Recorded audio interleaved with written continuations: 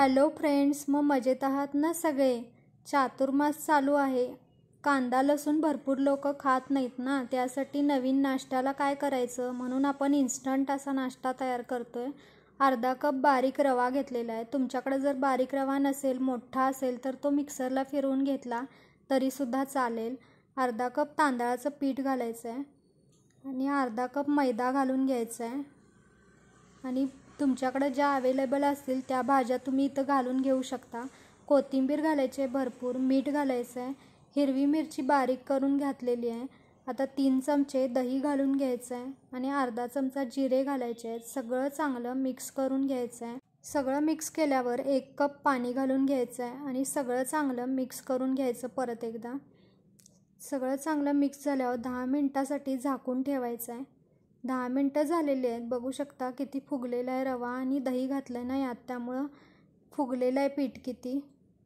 सगळं चांगलं मिक्स करून घेऊया परत. आता यात थोडं पाणी घालायचं आहे. घट्ट वाटत आहे ना, एकदम पातळ असं मिश्रण आपल्याला तयार करून घ्यायचं आहे. कन्सिस्टन्सी बघू शकता तुम्ही. आता इथं फुलपात्रानं सगळं वर खाली करून घ्यायचं आहे आणि तवा इथं मी दोशाचा गरम करायला ठेवलेला आहे. गरम झालेला आहे. पुसून घेतलेलं आहे तेल लावून.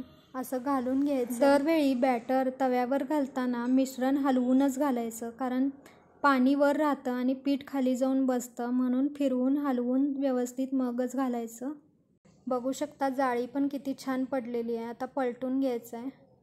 मस्त आपला इन्स्टंट डोसा तयार झालेला आहे. दोन्ही बाजू छान शेकून घेतलेल्या आहेत. आता अजून एक घालून दाखवत आहे. परत तवा पुसून घ्यायचा चांगला आणि मग घालून घ्यायचं आहे. पातळ कुरकुरीत मस्त डोसे तयार होतात.